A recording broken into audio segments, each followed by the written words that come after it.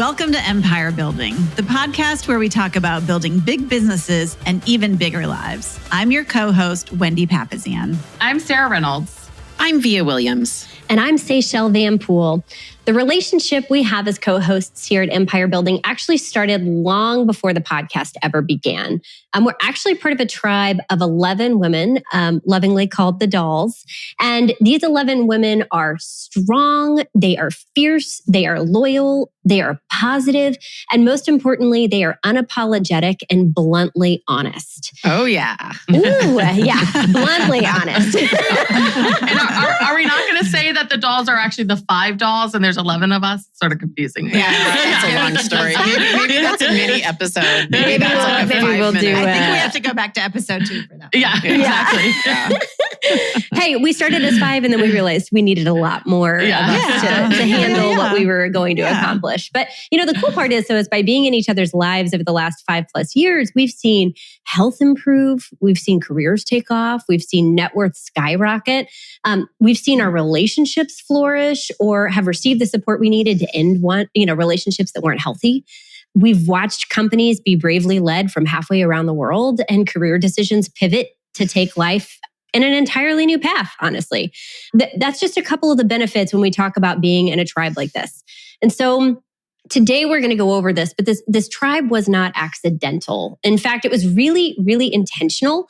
And we get asked all the time how we built our tribe and how someone can indeed build a powerful tribe themselves. So today we're going to take you behind the curtain and into the models of how we built our tribe. So let's dive in.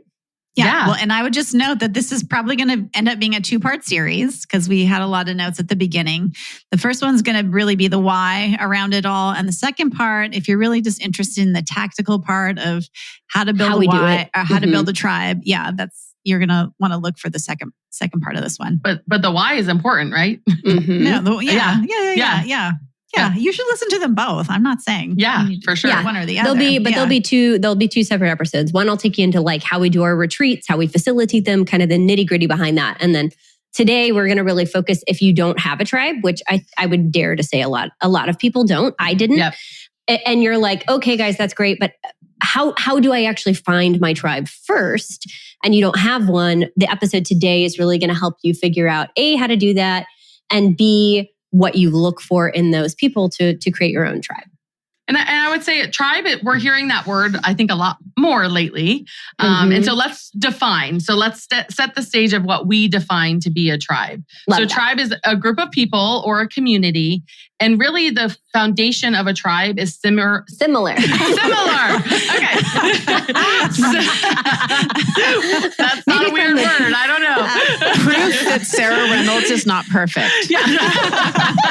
I'm going to write that down as today was the day we discovered. Today was the day Sarah Reynolds showed us she was not perfect. Similar, I could say that values or interests. That's sort of the foundation of a tribe. And they speak a common language. And often there's a common leader of the tribe. So when we say tribe, we're really like a group of people that have come together with a foundation of common core values that sort of lead who they are, and also common core values about their growth, right? And what they want to become. And so that's how we define a tribe here at Empire Building. Mm-hmm. Yeah, I love that. Well, and how our tribe started was I was sitting at our ranch with Diane Griffin, who's one of our 5 dolls. And it really started as a joke, to be honest with you. We were sitting there and we were talking about another organization that has a name sort of like ours. And I said, those guys are all men and, we need our own, group of ladies who are real estate badass businesswomen. And she said, oh, well, we should, start our own group. And instead of calling it this name, we're going to call it the 5 dolls. And then we basically created this whole big joke around it. And logo.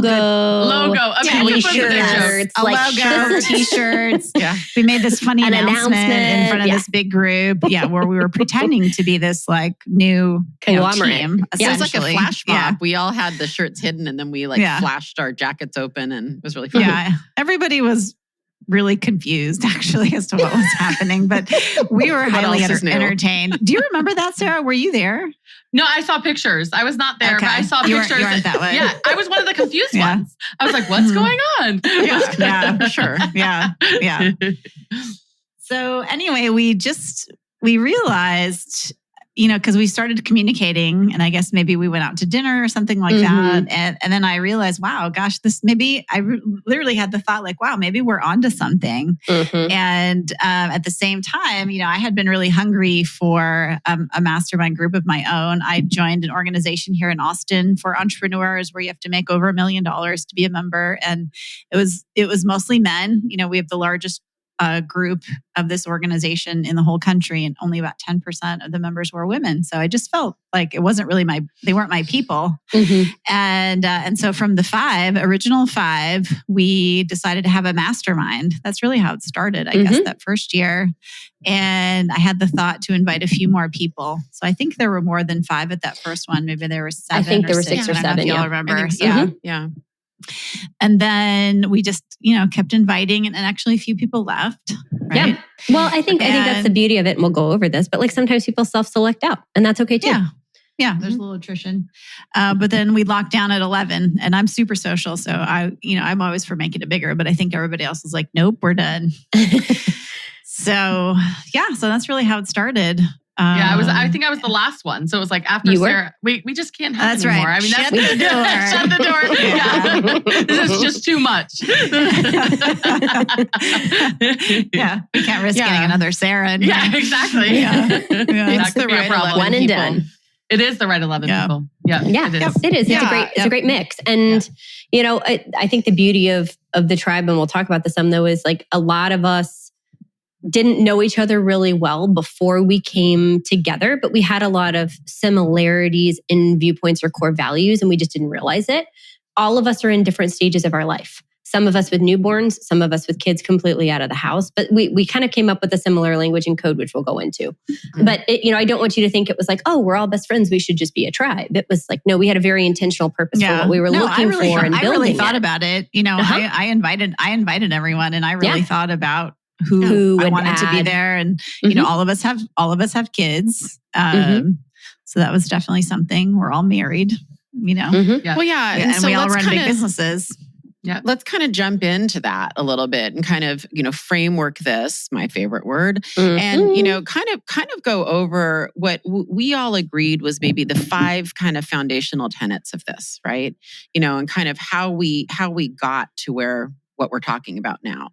And the first one is sort of the why, what, and where of this, and I think that the best advice I have for anybody, that we all have for anybody, is to think about what you're missing in your current surroundings and where you're hoping to go in your life. Because otherwise, if you don't have a North Star that you're following, then you're probably going to stay doing what you're doing forever, right? I mean, the 5 people you surround yourself with are who you're going to become. They're probably the best way to predict the future. So you need to get clear on what you're missing. What's the gap to where you are and where you want to be? And I think that's kind of how we all think that this should start, right? Yeah. Yes. Yep. And I think it comes down to, the fact that leadership in building a big organization, empire building, is actually a very lonely place.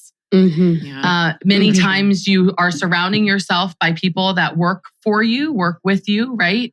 That you are paying to be around you. Correct. Yeah, that you're paying to be around you. And at the same time, you have, and a lot of times when you're paying people to be around you, I don't want to sort of go over that too fast, because I think that was important what Wendy said, is that a lot of times you're getting yeses all the time too, right? And so it ends up actually being very lonely, because you also don't feel like you can be transparent about your struggles and what you need to work on. And because you feel like, well, they're going to look at me differently, right? I'm the leader. I've got to be, I've got to know it all. I've got to know where we're going. And it's a lonely place. And I think that's where the tribe comes in to fill that void. And we need that. All of us need that, whether we realize it or not. Yeah, it's just as really, for me personally, just sometimes listening to the shared experience that everyone has as a leader, that alone is very powerful. So like true. I'm feeling this right now. I'm feeling scared. I'm feeling terrified. When what Sarah was saying is we have to put on this front for our people all the time. And unless you're really a leader, you don't understand that. You just really don't. Yeah, and I think it's important as your empire gets bigger, right? And for me and for a lot of our listeners, they might be working for someone, but my empire is huge, even though I yes. And I think what's important is you need to be able to look around you and kind of say, do I trust these people, and are they not on my payroll, or are they not direct reporting to me, or are they not going to benefit me in any way, right? I mean, it's really important to make sure that the people that we're considering for this tribe that we're building are not there as a stepping stone in your career. They're not there for any other reason other than, they're your people. You can confide in them, you can grow with them, and they can pressure you in the right places and peer pressure you into the right decisions, right? I also would like to admit too that like my tribe before this tribe, right, was a group of people that I really trusted. And as you grow and become successful, oftentimes you actually attract people to come work with you that like, and trust. And all of a sudden, what Via said is really important, right? Then they get on your payroll. Yeah. Yes. Right. And all of a sudden that doesn't necessarily mean they're not going to be honest with you. And there's a certain level of dependency or reliability that they have on you that they need to be able to, just make sure you're paying attention to that. So that payroll piece was a big one for me. Yep. I know multiple of us have listened to the Danger of Autonomy podcast episode from Andy Stanley. And he says, eventually you look around and you're basically a tribe of one. Yeah. Meaning everyone around you, is you're paying them, and you look around and you end up being a tribe of one. And that's a danger. There is so much danger to that.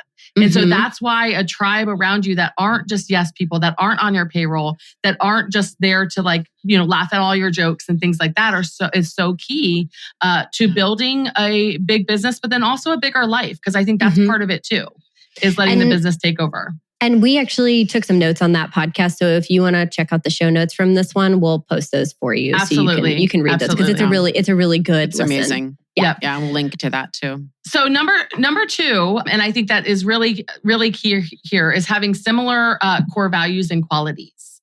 You want to search out traits and values that you want to see in yourself, either that you maybe things you don't possess right now, but you want to possess. And having the foundation of similar core values is really key to having a successful tribe.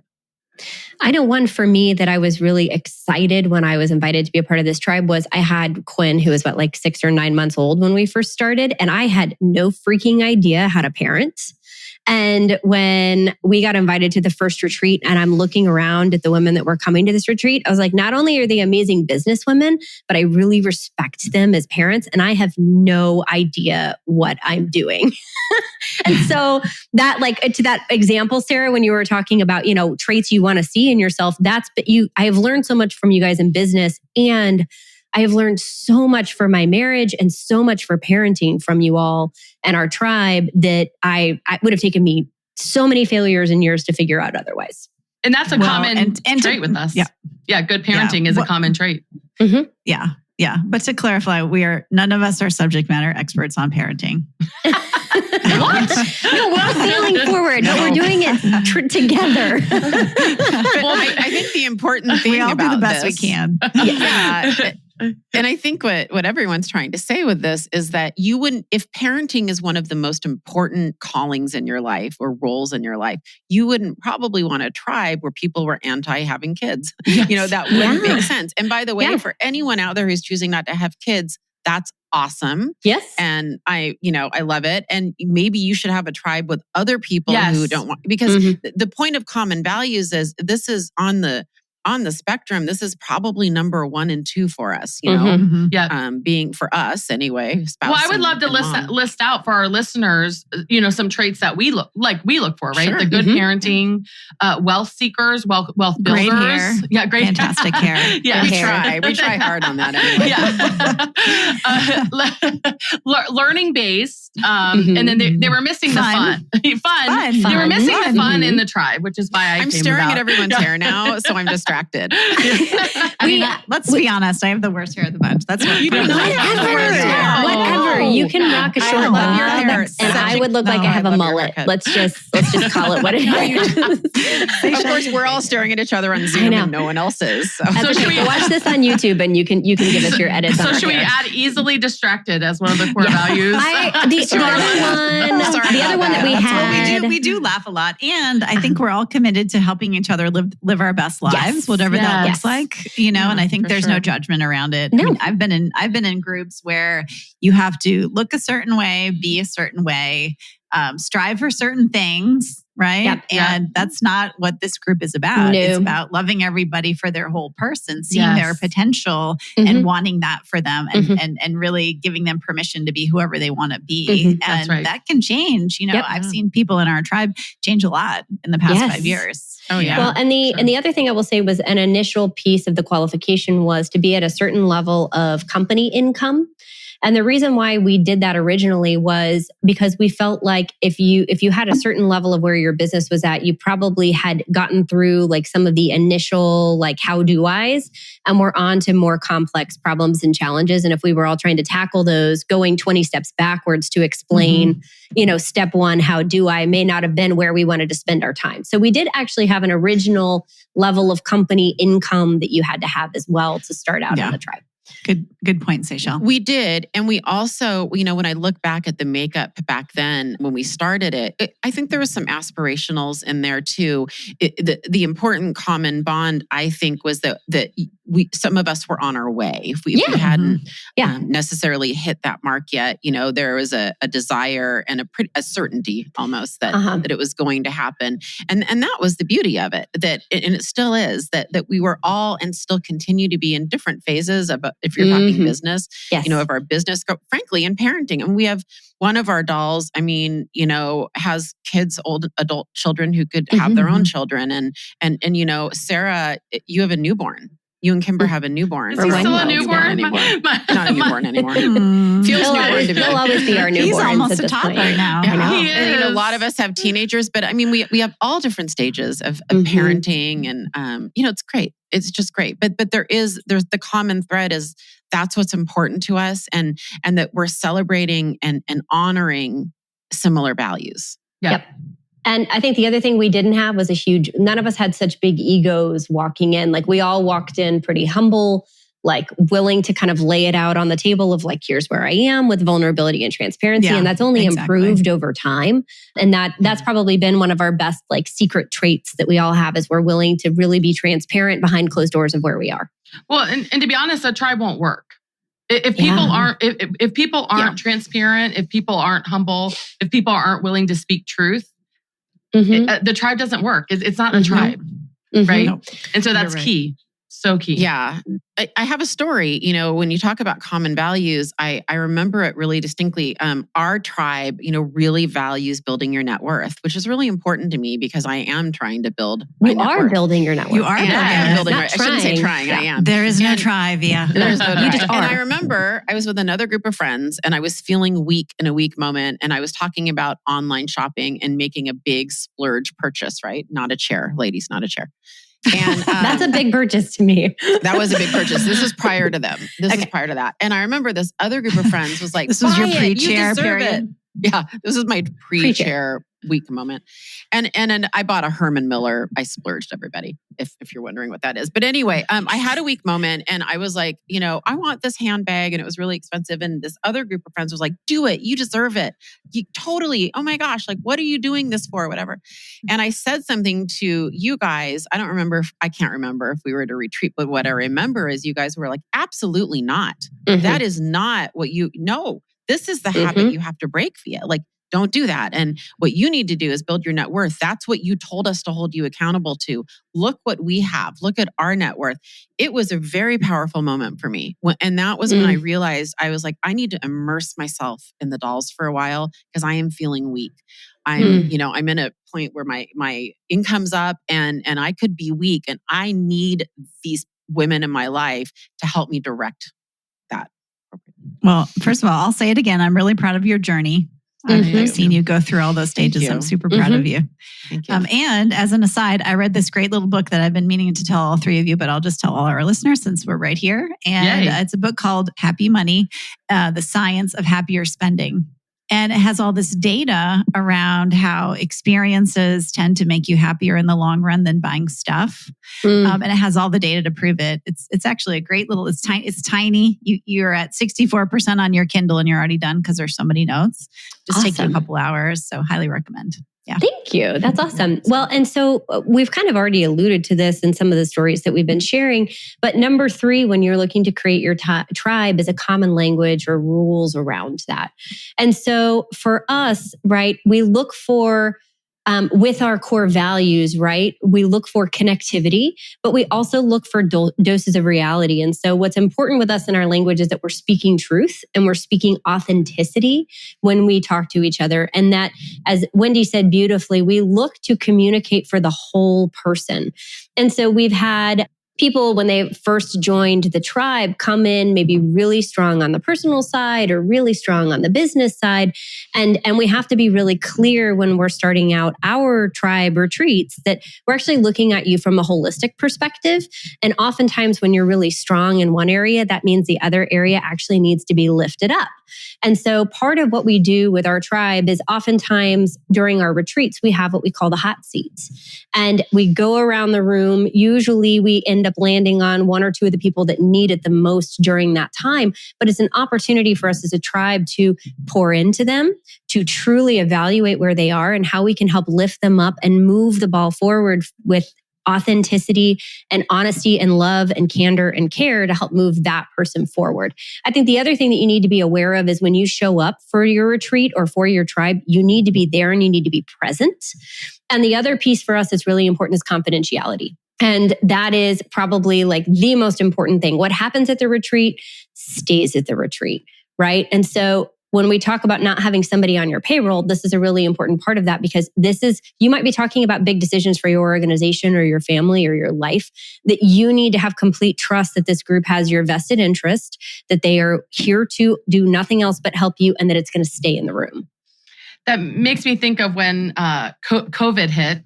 Yeah. And all of us have organizations that we're leading and we had a lot to talk about. And I remember Via saying to me, okay, we need to rely on right now, we need to rely on each other to say what we need to say. If we're having a hard day, if we're crying and just like trying to figure out what's going on, if we don't know what to do, we're going to uplift one another. We're going to put on our battle armor and we're going to go out there and show leadership with our people. And I think the confidentiality piece is so key because some things you can't say to your people, right? Yeah. You can't say like, well, of course, at times I said I didn't know what I was doing, but meaning like, well, this is my first pandemic. I kept saying to my team, but I was different with my tribe. This is my first ever global pandemic. Yes, exactly. Yeah. Exactly. And we're going to win it. It sound better when you say we're it like going to win it. Yes, yeah. And we're going to win it. Exactly. But then maybe to the tribe, you're saying, I'm scared.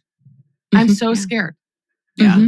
Like, I don't know what's going to happen, right? And the confidentiality piece is so key because you have to have a safe place to say those things to then turn around and be the leader that you need to be in your organization. That's right. Yeah. And what I actually said was break down here so that we can put on our battle armor out there. Yes. Love that. And I just want to just share this confidentiality piece is personally very, very important to me. It is, I think the larger your empire gets and the higher profile you get, confidentiality and trust is so much more important than it's really ever been in my life. Yeah. And to have somebody outside of my organization that is a safe place, that are safe people, I cannot stress how important that is to foundationally line that up because you listeners, you are on your way to having huge empires if you haven't hit it yet. Yeah. I believe in you. I know you are. And you need these relationships now. Trust me, you need these relationships now of vaults, people that you can trust that are outside of your organization because that becomes so challenging to get someone not in your own little bubble that you can trust. And you need some perspective and you need that. Yeah, that's a really big deal for me. Well, and, I always begin with the end in mind. And I don't know about you guys, but, my vision is the 11 of us, in our 80s and 90s, on a beach somewhere. Oh, I love that. Sipping mojitos or, whatever, breathing oxygen, whatever it looks like. Manhattans. Yeah. And we're all billionaires, right? We talked about that. Yeah. We talked about having that big vision for us. So that's right. And our own private island. That's what we're. And if you do that from looking at the end in mind, multiple things you have to think about your health. Right? You have to get there, right? You've got to think about wealth building. And that's, a core value, I know that's going back to number 2, but a core value is building a big business, but also a bigger life, which is what the podcast is about. And so part of that is looking at all facets of your life, which is what your tribe does. And that takes confidentiality going into that to talk about those things openly. That's exactly right. And the last rule on that, and we'll move to number 4, is to have fun. So we can't do this without having a great time in the process. That's it's just not. It's not worth it. Someone else's. So for us, that's part of our rules. Is we want to enjoy having fun with each other. Yes, I remember my first retreat. I didn't know what to expect. I was like 6 or 7 months pregnant. It was so cute. And I remember coming into the ranch, and there was gangster rap playing, and the dolls were dancing. and the dolls were dancing, and I was like, I had never been in a room like that before in terms of like these high power leaders. Like that's me and George at home. But I was like, oh, what? Also probably in our pajamas dancing. Yeah, exactly. In your pajamas. It only gets weirder from there on out. I have all these videos of us. No more visuals. No, that's part of the confidentiality point. Oster takes. Those are for having fun is key. I'm going to let number 4 be led actually by the person that has been a gracious, fearless leader for us and helping to run this. So Wendy's going to walk you through the leadership side of this piece. Yeah. Well, thanks, Seychelle. It's an honor and a privilege to lead you guys. And you really need someone who's going to take the reins and take responsibility. Every organization, even a group of high-powered leaders, needs a leader of leaders. And so someone's going to have to take the reins and drive everything forward. Obviously, over time, other people are going to jump in and take over and help out, and that's great. But you really need that one person. So, did you realize that was going to be needed when we first started out, or was that something that you kind of had to jump into? Well, my whole life I've always been a natural organizer of people. So, I think about. In college, I was always the hub, and on the spokes and organizing everyone and figuring out what to do. And that's actually, you know what that is? I've been learning more about my strength finders. Yay. And that's my arranger personality, which is like kind of pulling everyone together in that way. Yeah. And so I love to do it. It makes me really happy. I love to have dinner parties. I love to have people over. I love to have a party. I love to bring people together, and especially when I can bring people together and have a powerful result And then that's my mission. Some of you guys know my mission is to empower and inspire big thinking leaders to create lives of abundance. And so that's pretty much what this group does. Yeah. Fills that bucket for sure. Mission. Yeah. So the leader's going to have to figure out how we communicate, right? So we have a Slack that we use on an almost daily basis. We hop on a Zoom once a month, and we did this even pre-pandemic. We usually do an annual retreat or 2 times a semi-annual retreat at somewhere, some fun location. And so, you got to ask yourself, are you willing to commit to leading the group? Because honestly, it's work. It is. It's a lot of work. And some people are going to opt out over time, and that's fine. So, and then make sure you stay tuned for our next episode where we're going to do a deeper dive into the tactical part of creating your tribe and what that looks like on a daily, weekly, and monthly basis. And we'll also go over one of the agendas for our mastermind retreats. Hey, Wendy, can I just jump in on that when you said, thank you, by the way, when you said some people will opt out, because something that reminded me of something, and especially in this leadership area. And that is that I think that it's good to have someone that pulls up on an aerial view and kind of says, hey, is everybody at the same level of engagement. Mm-hmm. Because when I look back at a couple of those people, they weren't as engaged as the rest of us. And that starts, it's almost like a fissure happens at that point, right? It's an erosion. When everybody's not all in. Yeah. And it's okay. Like we still adore and love those people. They may just not have been wanting to be along for that part of the journey. Right and that's okay. Yeah. Just not right. It's got to be right people, right time, right opportunity. And sometimes those don't all align.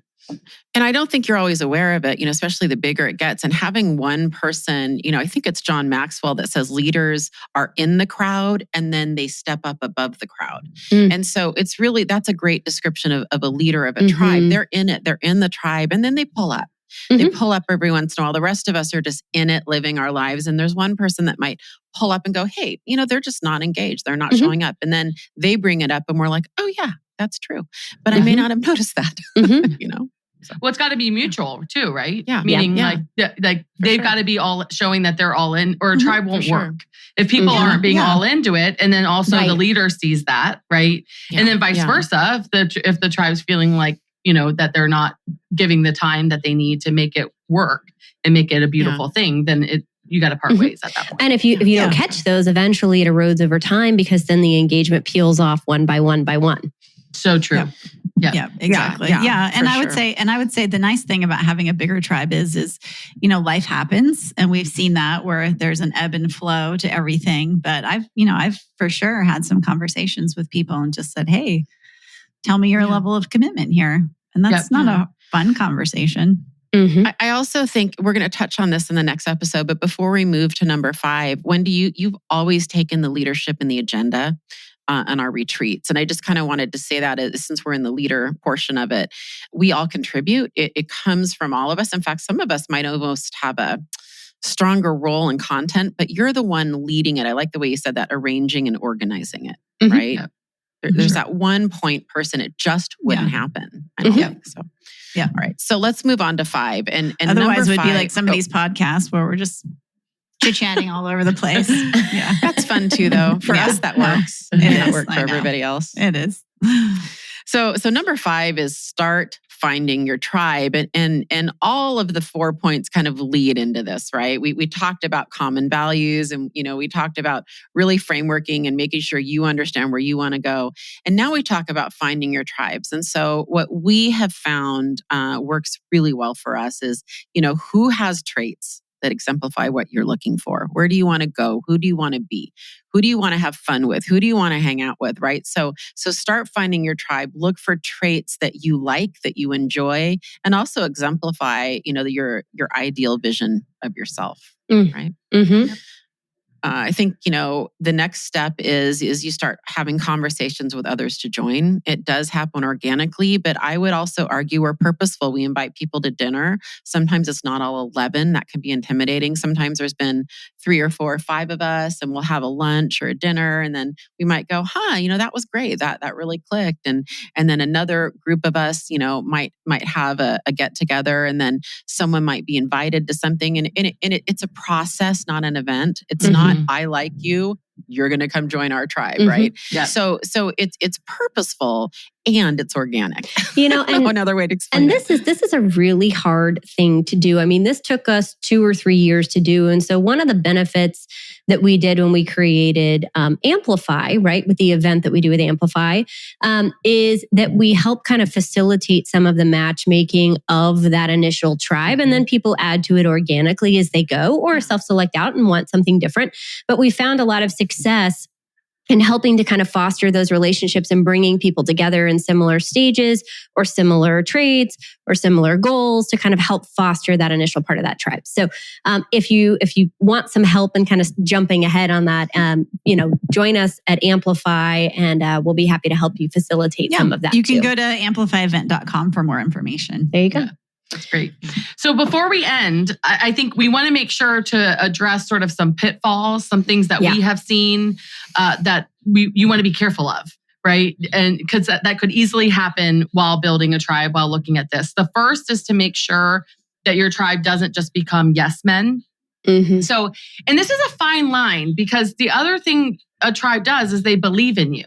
and they speak life into you. But that's different than being a yes man, right? A yes man won't say something if they see something, right? You want the tribe to, if they are seeing something in your life, if they're seeing something happen, they're going to say it, right? You want to do not surround yourself by people that just say yes, right? Yeah. And I'll give an example of that. So I don't think Diane will mind us sharing this, but one of the most powerful moments on one of our retreats was Diane was feeling very pulled. She had a lot of a massive life change. Oh yeah. Well, she was really feeling like all the stuff that she was doing was just overwhelming and way too much. And that's who she is. She's a doer. She can just do. She is like the hardest worker that I've ever met. You know, she grew up on a farm.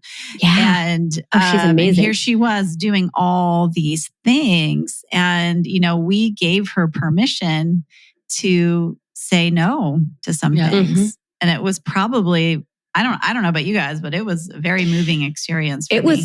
It was one of the most powerful experiences I've been a part of in my adult life. And that's really what inspired our episode, Say No to Say Yes, was that exact experience that Diane had with us as a group and giving ourselves permission to say no to some things so we can say yes to a bigger life. Yeah.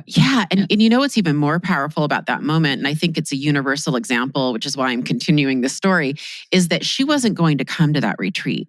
Yes, and that's right. She called me and she goes, I have Delta Airlines on my computer in front of me, and I could press one button and I could fly to Seattle and you could drive me. About that. Yeah, I forgot about that. You picked me up at the airport. That's to London. And I said, you absolutely are flying to Seattle. You are canceling London. You need to be here. You need your people. I mean, I hammered her. Yeah, you did. It was one of the best surprises because we really didn't think she was coming. That's right. Yeah. And the only reason I say that is because I was fierce. I'm like, you absolutely are pressing that right button and you are getting your butt to Seattle. I am picking you up. I am driving you there. I don't want to hear any more about it, you know? Yeah. And so when she got in front of us and we had this moment where, you know, you could hear a pin drop and Wendy said, you have our permission to make these decisions in your life. I don't think there was a dry eye in there. No. Yeah. It gives me the shivers. Just I know. I have goosebumps right now. Shivers. Yeah. I'm shivering. Anyway. And you know what though? That is the power of a tribe that is all in and engaged, is invested, because we could have just said, well, you're busy and you don't need to come. But instead, Via said, no, this is important for you and we need you here. And you did. I totally remember that. I made her change her trip to London. You did. She was late. And that changed her life. It did. Yeah. It did. So guys, building a tribe can literally change your life. Yes. Right? I know it's personally changed mine. And so it's really something that you should strive for. And we learned a lot today. We learned about the why, what, and where. You know, what are you missing in your current surroundings and where do you need to go? So it always starts with thinking about what you want and where do you want to go? And then really thinking about the core values and qualities that you want in the people in your tribe. And then developing some common rules and language and whatever. That's not going to be the same for everyone. So whatever that looks like for you and your tribe is fine. You got to have a leader, right? So if you're the one that's kind of thinking about this, you're probably going to be the leader. If you're the one who's saying like, gosh, I need this, guess what? You're probably going to be the leader. You're going to have to do it. Yeah. Because, you know, like I said, I had an experience of joining an organization, didn't work for me. Right. So you're going to have to do it yourself and then really start looking around you. Who are the people that you know?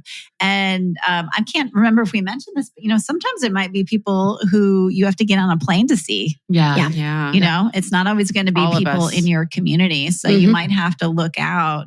And if you're struggling to find your tribe, then definitely go to amplifyevent.com and we can help you with that. Yeah, and then the most important thing is to avoid the pitfalls of a bad tribe, right? And I'm sure there'll be some point for us in the future where we look up and think, oh gosh, you know, we need to make some changes here too. Absolutely. So it's constantly paying attention and being vigilant. And so, well, I don't know about you guys, but this was great. I got the chills more than once. And it's always a good sign. I'm so glad that all of you guys out there could join us again. Remember, you guys are empire builders. Thanks for joining. Bye, guys. Thanks for listening to Empire Building. If you like what you heard, join our tribe by subscribing on your favorite podcast platform and help us spread the word by leaving a 5-star rating and review.